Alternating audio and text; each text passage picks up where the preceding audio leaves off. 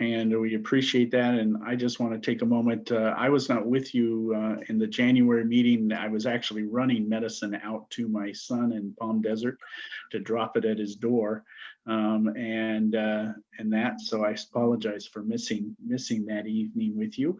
But it's good to be with you tonight, and I want to thank you for your faithful participation in this. Is there anybody here for the first time tonight? Okay, great. Good to have you here. And these are events where they are being recorded. So you're being recorded now, and it will be available if you do miss it. Okay, but it's always beneficial if you can be here, because the breakout rooms and things are not recorded. So want to take just a brief moment to go around and to introduce yourself again with your name and the congregation or ministry that you're with, and the city and your particular role in that ministry. And I see all of our presenters up top on my screen. So Terry, you want to go first? Sure. My name is Terry Robertson. I serve on Synod staff in the area of accounting and communications. And I also work with our Synod youth team and with our Synod youth ministry leaders to keep them connected. So it's good to be here with you tonight. Great. Thank you, Terry. Mindy? I'm Deacon Mindy Bugай, and I serve at Incarnation Lutheran Church in Poway, California. And I'm in my main call is youth ministry, and been there for quite a while. All right. Thank you, Deacon Mindy. Sally. Well, I'm Sally Jarris, and I'm from Palm Desert from St. John's, and I am a layperson just interested in youth. Fabulous. Great to have you, Sally. Thank Nancy. you. I am an interested member of Incarnation Lutheran, along with Mindy and Daryl and Norma, and I've been messaging another member here who was interested in joining, so I just sent him the link, and hopefully he'll be able to join as well. Okay, great. Thank you, Nancy. Daryl. Yeah, I'm Nancy's significant other, also a member of Incarnation. I forgot what else I'm supposed to tell you about, though, because I got distracted by a text message from my daughter. I think you covered it. You're a lay person. You're on council too, right? Yes, I am. And not to worry, Nancy, it's all about her taxes. I'm trying to do her taxes for her. She's sending me information. Okay, well, that's a good thing to do. Multitask on at the moment. Pastor Jeff. I'm Jeff Lilly. I'm the pastor at Lutheran Church of Honolulu. There's Walter. Okay, great. Welcome, Jeff. Good to have you here. Norma? Well, I'm one of the people in Incarnation Lutheran Church that's supporting Mindy and Daryl and Nancy to see what we do next. All right, fabulous. Emily. I'm Emily Hart, and I attend Ascension Lutheran in Allied Gardens, San Diego.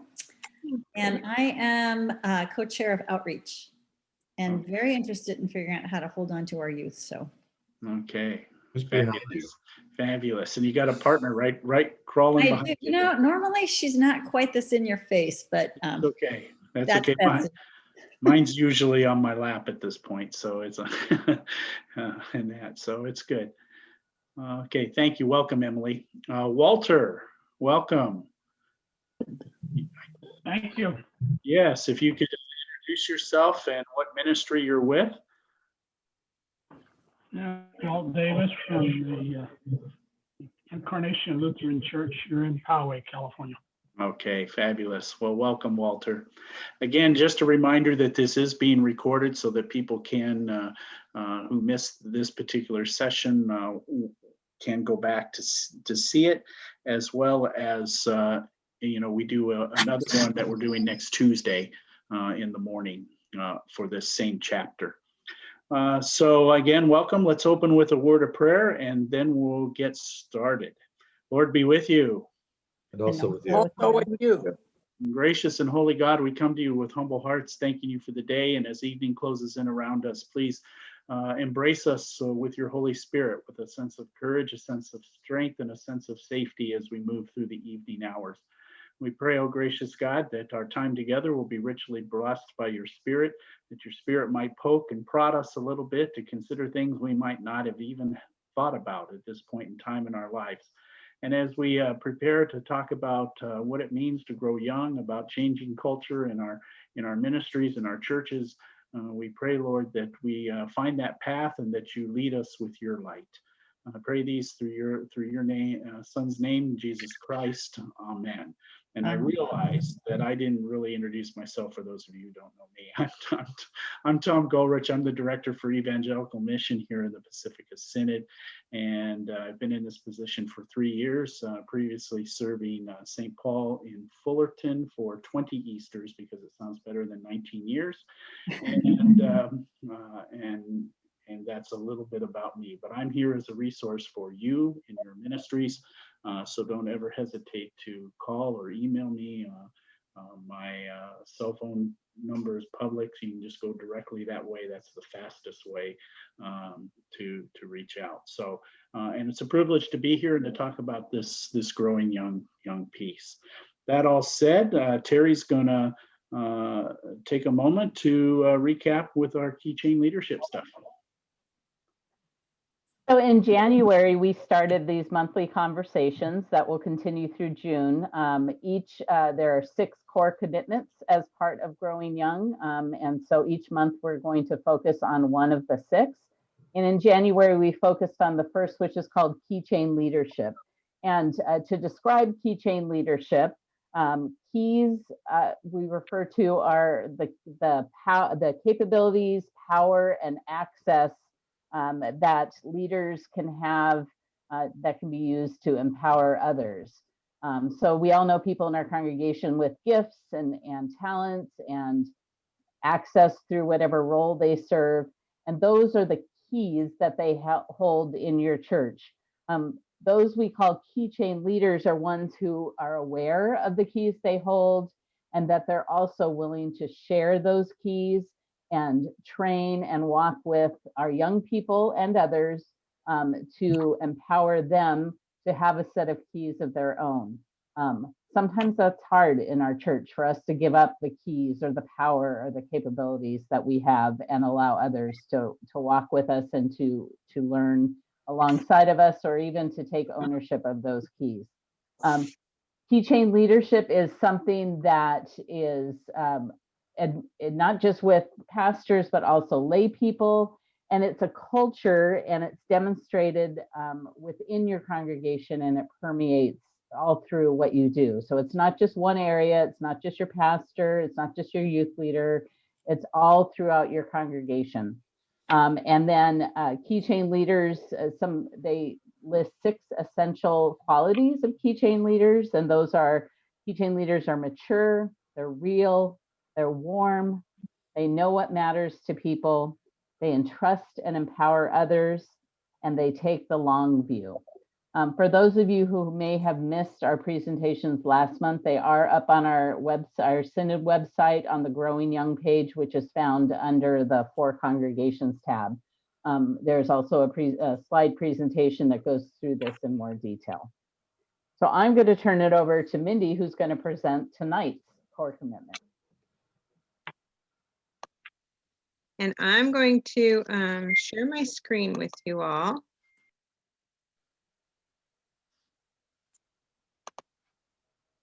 Get this to work. All right. In the beginning.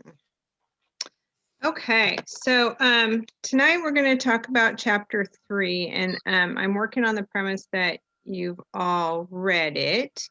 And so if you haven't read it yet, I encourage you to do so. And I think the information tonight will follow along close enough to the book that when you do read chapter 3, it'll just ring some bells for you. And if you have your books handy, it might help as we work through some of this tonight. So we're going to talk about empathize with today's young people.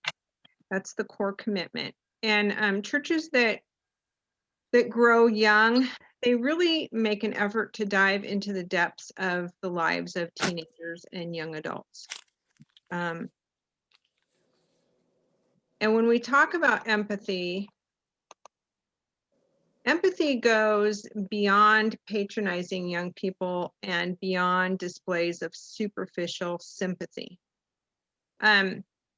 Sometimes sympathy and empathy get a little bit blurry to us, but empathy is the ability to sense the person's private world as if it were your own, and to walk with them in that. And sympathy is a feeling of concern for someone else without becoming involved in their lives.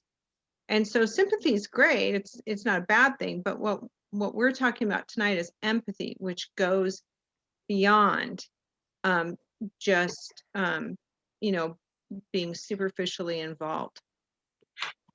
Empathy is the feeling that, or empathy is feeling with young people, sitting on the curbs of their lives, celebrating their dreams and grieving over their despair. So there's a personal involvement here. We know the value of relationships in ministry, and to build relationships across generations, that emphasizing of care and compassion and trust is key to growing young. Churches that lack empathy struggle to move past judgment and criticism of young people. But the good news is that empathy can be contagious.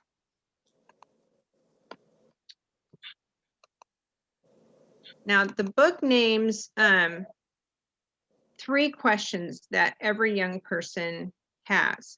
And so if I'm wondering who I am, my question is about my identity, and the focus is on me.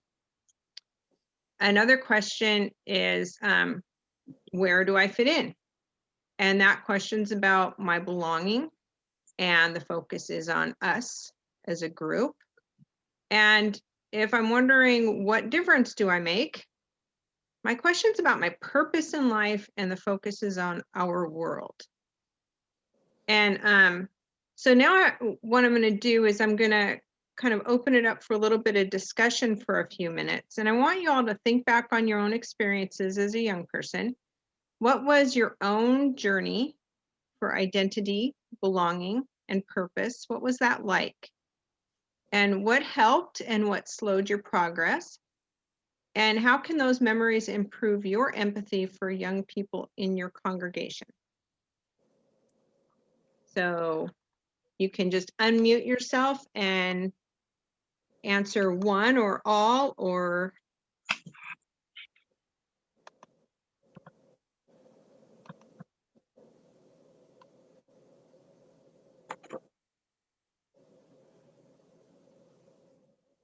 do you remember having those types of feelings where you wondered who you were and where you fit in?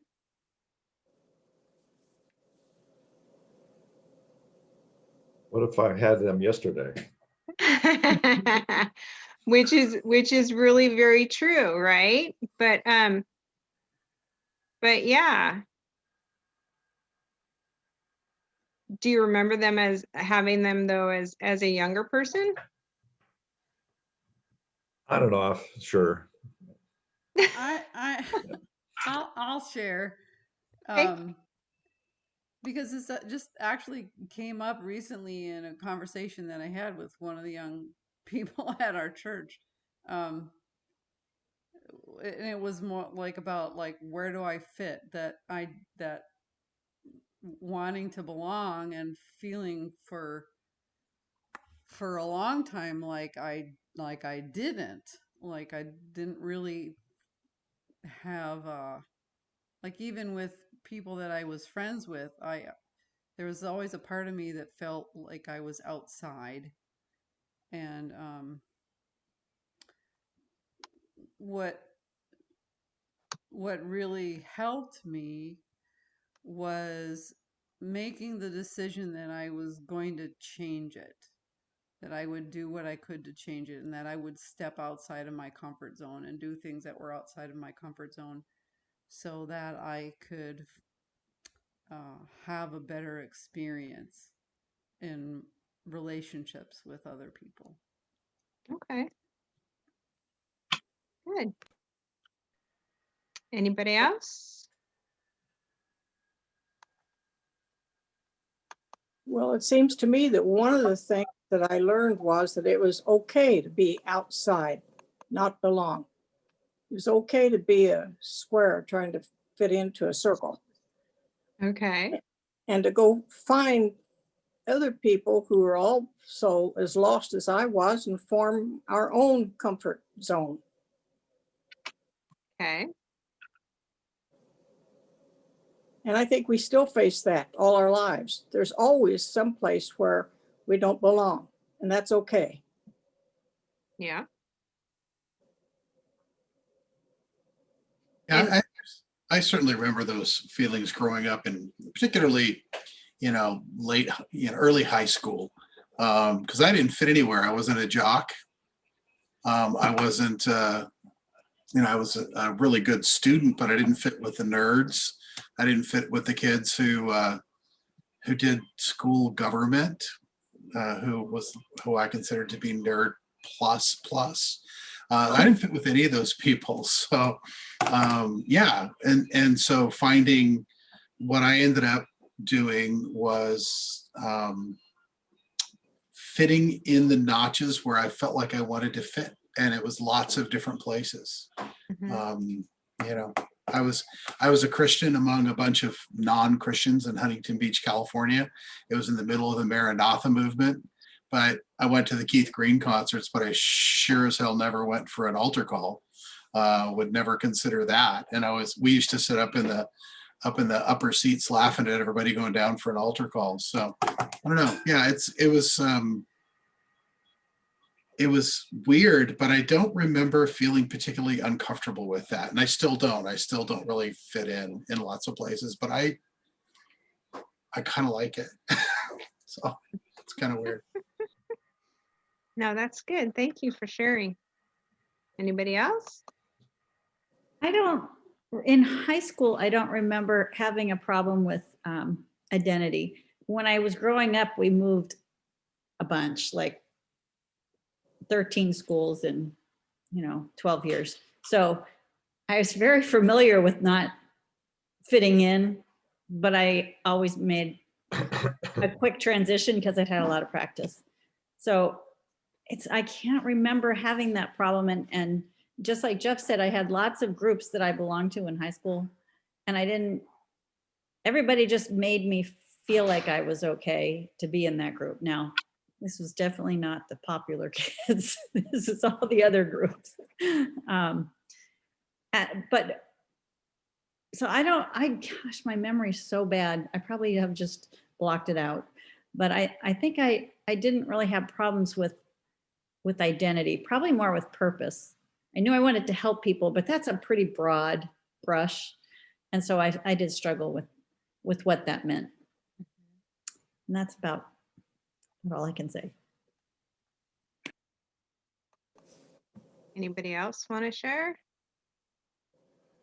So one of the things that I heard though was, you gravitated towards somewhere where you felt like you belonged, whether that was, all the kids who weren't in one of the labeled groups, or everybody who, just didn't really fit in, but you came together and you had that sense of belonging, right?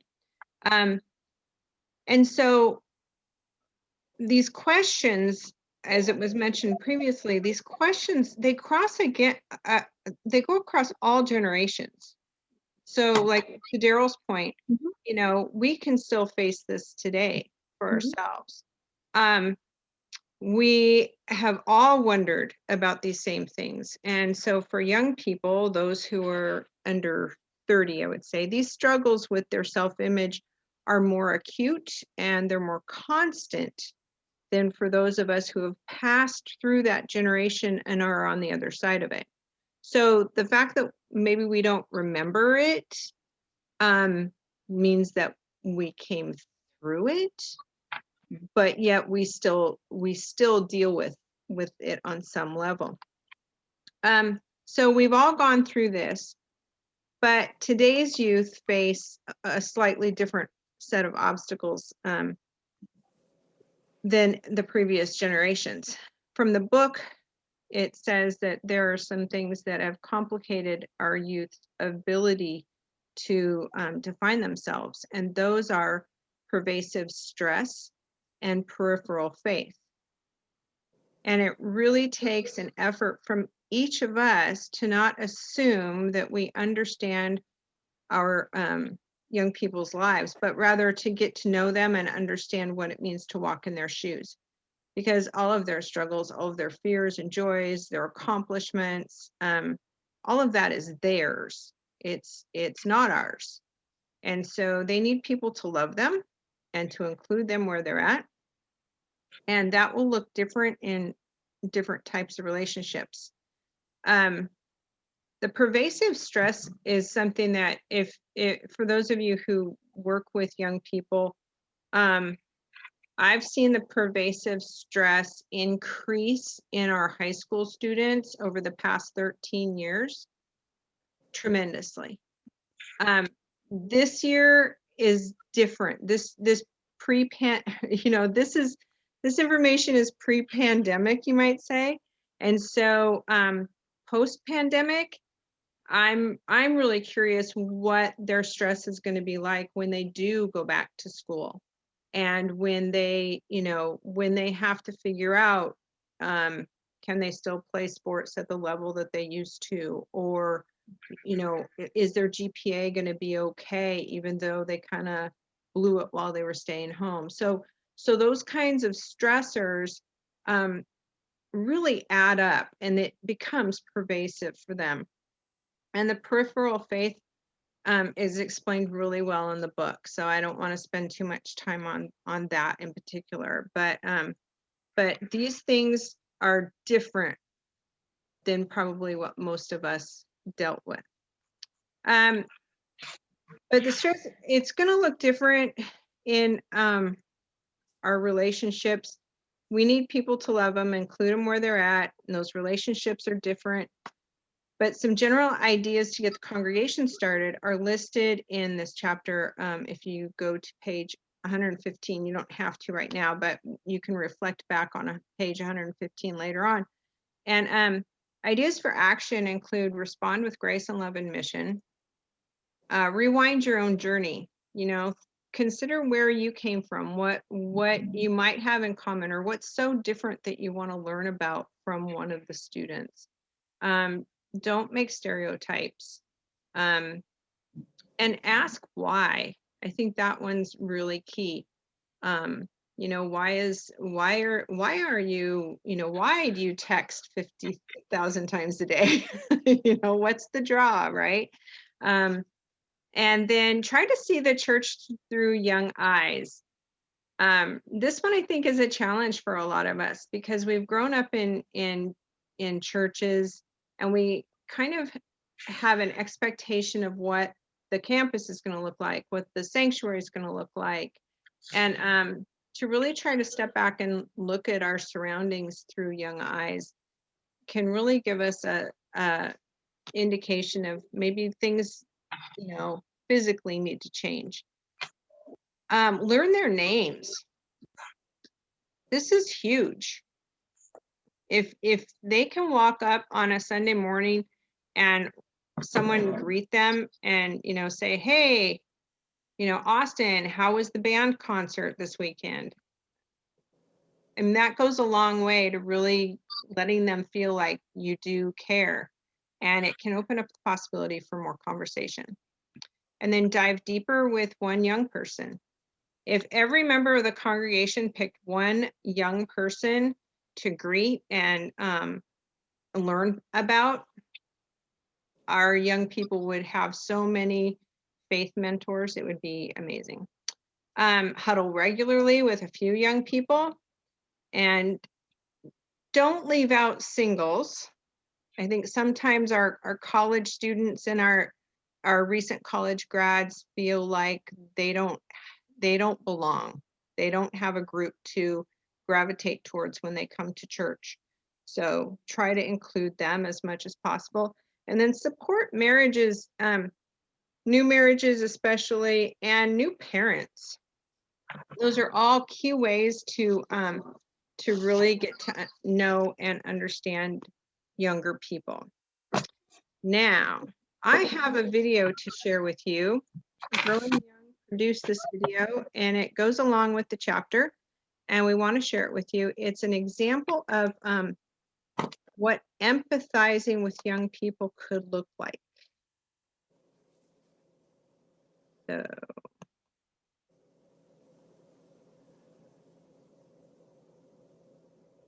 can you hear it okay?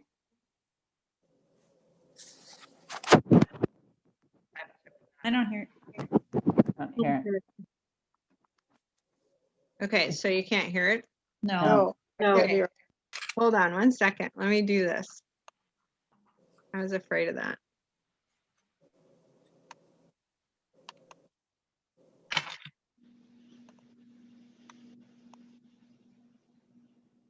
I can pull it up on my screen if you need. We can race.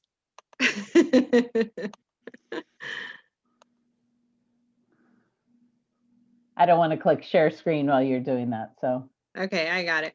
okay.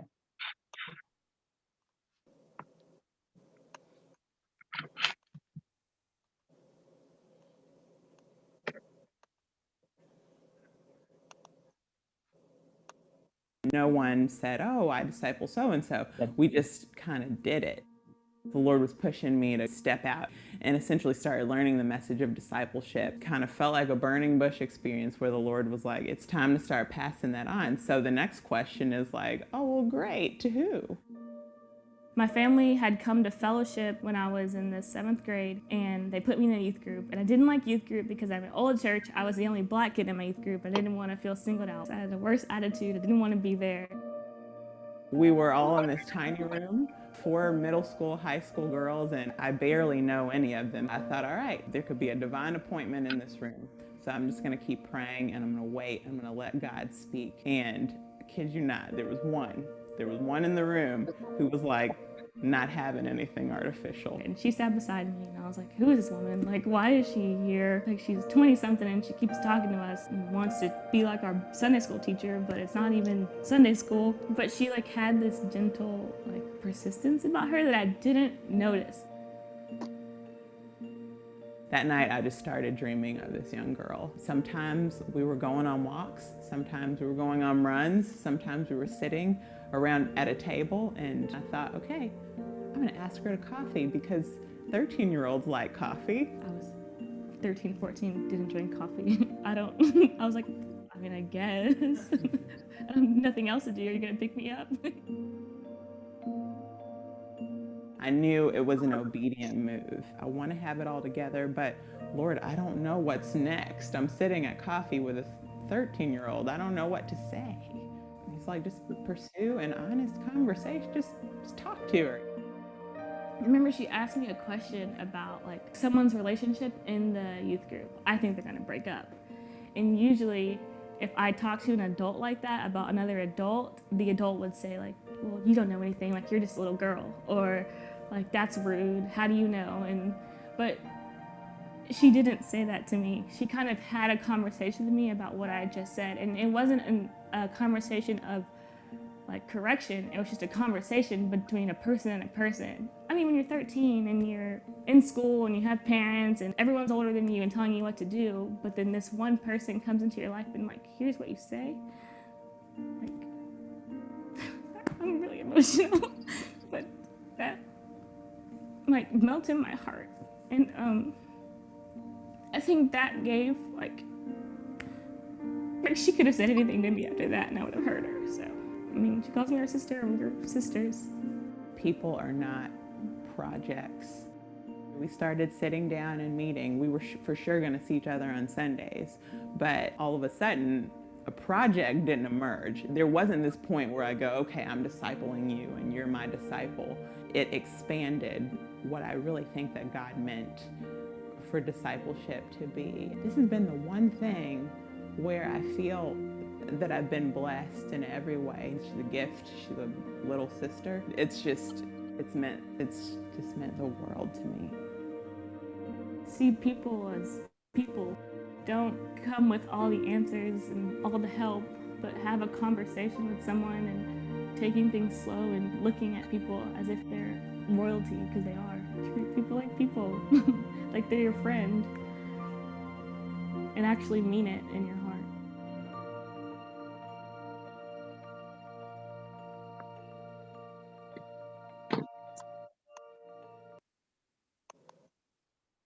Hey.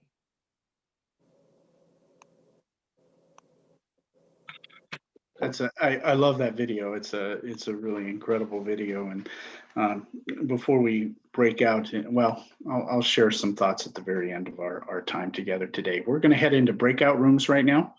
We're going to give you about 15 minutes. There are going to be questions in the chat area for you. I'll give you the questions now, but you can refer back to them on the chat area of your Zoom screen. And one of the questions that we want to encourage you to consider is, in what practical ways in your congregation is your congregation already empathizing with the generation of your people? So how are you emphasizing with this generation of people, young people in your congregation? The second one, what gets in the way of your empathizing with this generation? So how are you empathizing now? And what are some of the obstacles that pop up in your ability to empathize with this young generations in your congregation? So we're going to give you about 15 minutes, right, Terry? And we'll give you a warning when it's up, and then we'll come back and share in the large group for a short time. So everybody's going to get assigned a breakout room. So ready, set, go. Here we go.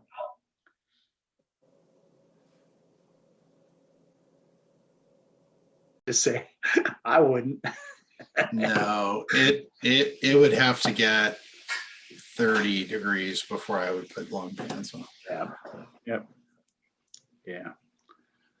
Greg Ronnie and Pastor Greg Ronnie, I always say we're cut out of the same cloth when we get together, because we're usually in shorts. Yeah, I always wear long pants on Sunday, except now we've been virtual. We've not gone back to live worship yet, so just wear whatever I want to. There you go. Hi everybody, welcome back. Well, I think we've got everybody back. I hope your time together was engaging, and we'd just like to take about 10 minutes to kind of talk about what you heard in your group, what surprised you, what stood out to you.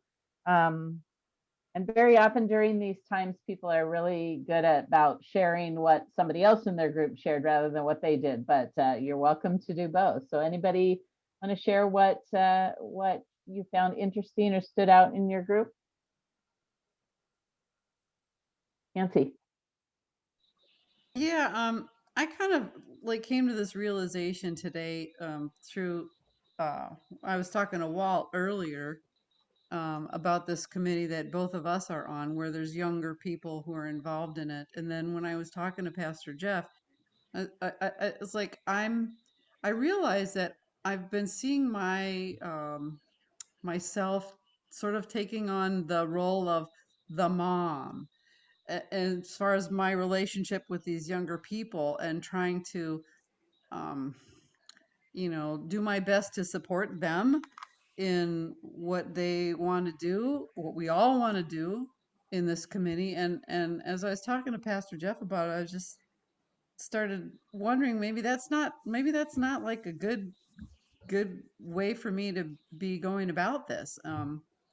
And so I don't know if anybody else is, because I don't I don't often have opportunities to interact with a lot of the younger people in the congregation.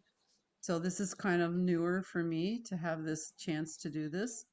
And I guess I just kind of found myself falling into the mom role because they're all girls and I had girls. So I think maybe that's why. I don't know. And I just thought I would, share that. And I don't know if anybody else has any thoughts about that or has had a similar experience to what I'm now learning about myself here.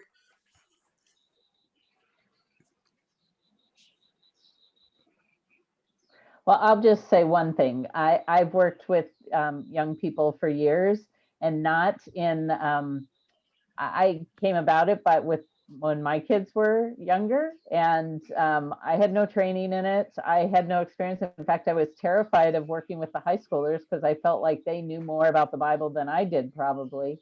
But what I found is that you mentioned the mom thing, but what I found is I genuinely cared about them. And that is huge. I may not have been the coolest person. I may not have known all the things. I may not have had the training, but I genuinely cared about the young people and what was going on with them. Thanks, Terry. Yeah, and I do care about them, and I want to see what we're engaging in. I want to see it succeed. And so I think that, that is where I'm coming from too, is wanting them to feel successful in what we're about. But then Pastor Jeff also reminded me that sometimes you just got to let them screw it up and learn from that too. So.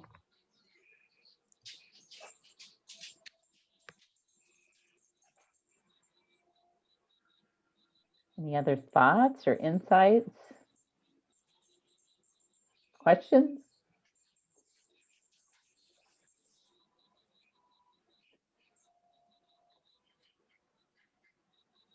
Nancy and I talked a little bit about, I'm finding it really difficult, particularly in the middle of the pandemic, to connect with the kids in the same way that I used to. We're doing confirmation via Zoom.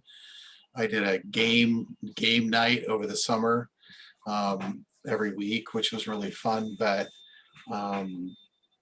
not having those seminal times to build a relationship, which is where empathy, it takes a relationship, and we just don't have the same opportunities to build those relationships formally or informally. I mean, I really centered my groups around doing Western States Youth Gathering and the National Youth Gathering. That's when those kids came back fired up about stuff, and also they'd lived together for a week, so that made all the difference in the world. And now we just know each other over Zoom, which is kind of a bummer. We make the best of it that we can, but that is definitely, it's hard for adults to empathize with one another via video.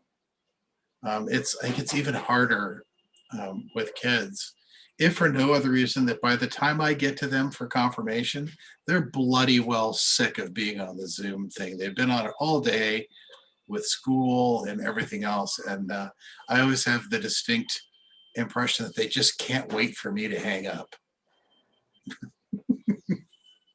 Don't think it's you. I would just really quickly share that as the confirmation teacher and youth director at my church, I totally know exactly what you're talking about. And I keep reminding them what we've got planned when we are going to be back together. And I'm joining in now with another church, so we're going to have more kids on Zoom, so they'll be able to meet. And then we're saying, okay, and then as soon as it's safe to get back together, we're going to go to their church and have youth group, and they're going to come to our church and have the youth group. And so we're trying to like build the looking forward kind of a thing, because I've got them dropping off of participation too, and it's frustrating because they had really good relationships before.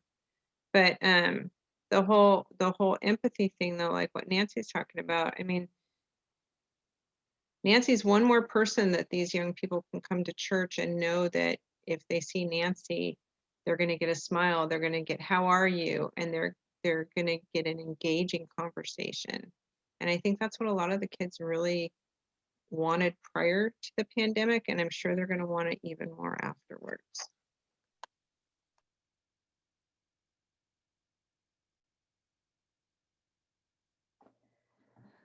One question that we were going to ask, and we've talked a little bit about it here, is what can we do? What can you do in your congregations in the next few weeks or months to move towards empathizing with young people? And of course, in this pandemic, it's going to look very different. It doesn't necessarily mean more Zoom connections. But what do you have any ideas of that, or any ways that are a little different? I'll share one thing.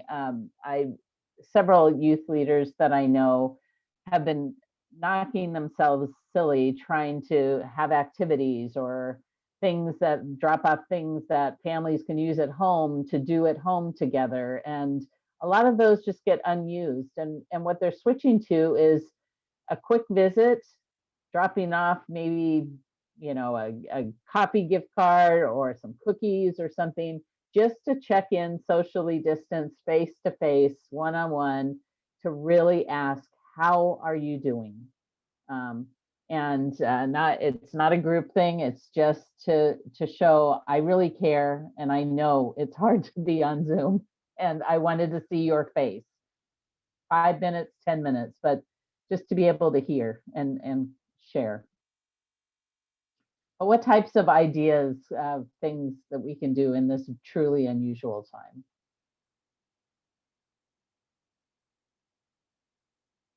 I'm going to go old school. I have a new grandson who I cannot see. So, except I see him every, few days on Facebook, on Zoom, which is fine. So I paint. So I paint a postcard for him, or a card for him every other week. And then I write in it.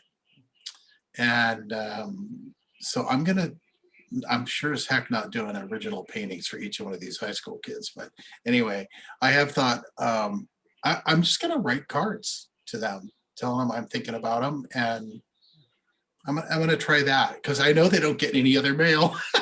So that's something I thought of this morning, that I want to try and connect with them by showing them that I will take the time to at least write them a note.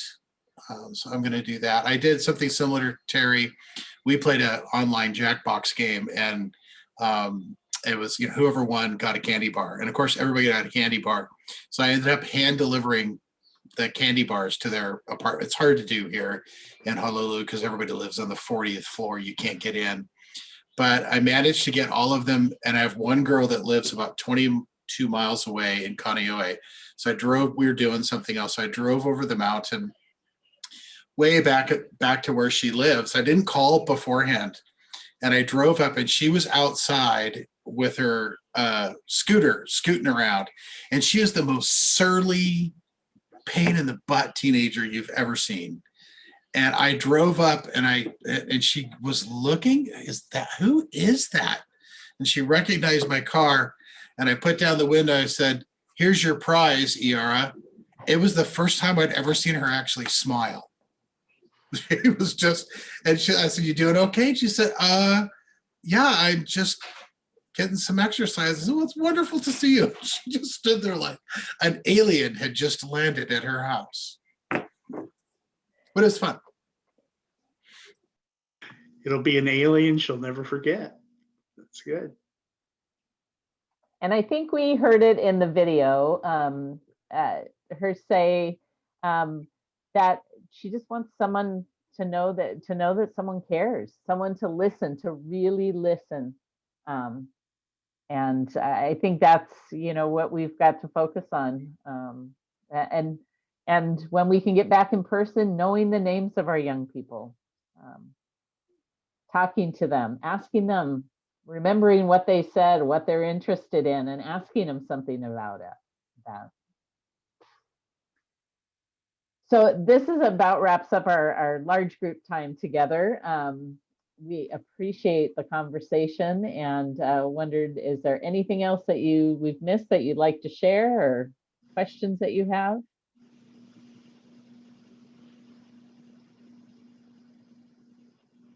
All right. Well, hearing none, we'll just kind of move to the end of our time. Before we do that, I have to share a story with you. It was during my time at St. Paul. I actually was early on. We always had confirmation at 5 o'clock on Wednesdays at St. Paul, and and then when it became Lent, we'd have confirmation still at 5 o'clock, and then we would join the supper that took place. It started at 6. We joined at about 6:30, eat around table, have some conversation, and then everybody would head for worship that started at 7:15. And I remember this particular year of confirmation, or actually a couple of years, everybody rode skateboards. That was it. This was a skateboarding group. And so as soon as they got free, they'd break out their boards and they'd hit the sidewalks and the patio area and stuff at the church. And I had a member who was coming for worship, and she was had a walker or a cane to help with her stabilization as she walked. And she came up to me after worship that night, and with a lot of passion, and with my understanding of her particular needs and situation, she just said, "We have to put signs up on the patio that say no skateboarding, no skateboarding." And I think we in church culture and really in life, the way we solve our problems is by passing a rule or posting a sign or doing those types of things. And it really dawned on me there that empathy and empathizing was needed, not just for the youth and the young people, but also for this person, who was scared that she was going to get knocked over sometime. And so I said with her, I said, I'm really not a fan of putting up signs. I just don't think that's really helpful in the long run. But what we can do together is help teach our young people when it's appropriate to ride a skateboard, so that when they're going home and they're out on the sidewalk and they see somebody walking on the sidewalk, that they begin to take the notion, rather than zipping by them on the sidewalk, that I'm going to hop off my board, walk around them and continue on. And I said, my commitment to you is we'll talk about that in confirmation, about the appropriateness of where and when to ride and those types of things. And it would be helpful too if you got to know some of our younger people and entered into dialogue with them so they could understand your perspective. Empathizing is needed throughout our ministries and throughout our church families. It's needed right now more than any time before in our culture. We don't have a lot of empathy for people in general. And so how can we begin to instill this thought? Remember that this whole growing young piece is about changing the culture of our churches. And that's the emphasis. And these steps, these 6 things that we're going through month by month are portals into changing that culture. Let's be honest, it's not rocket science.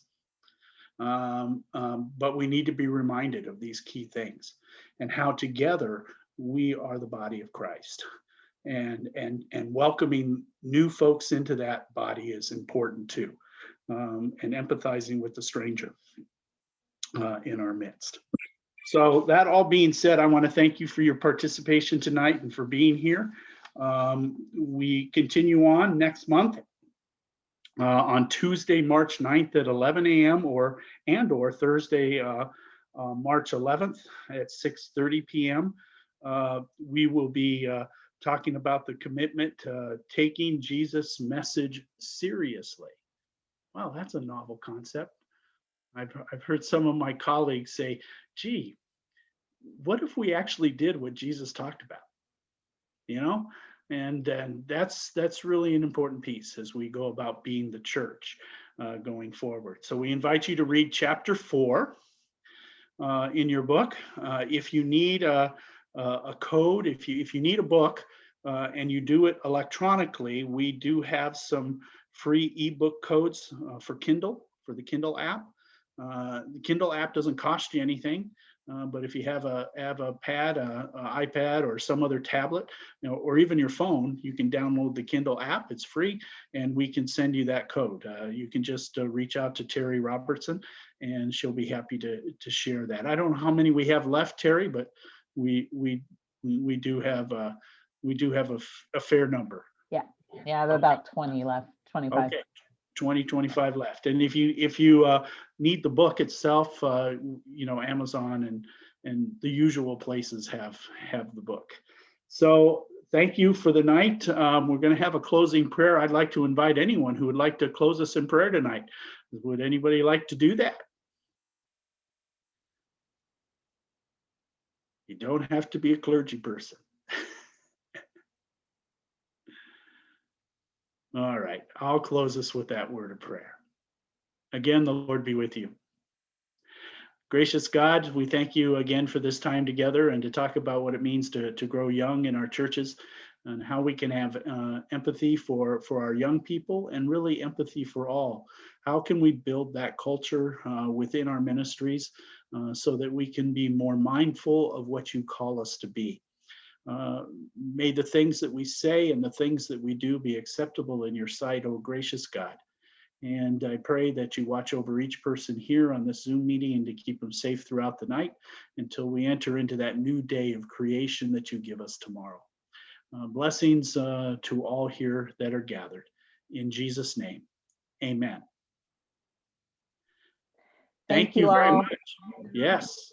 We'll see you next month. Thanks, everybody. Okay.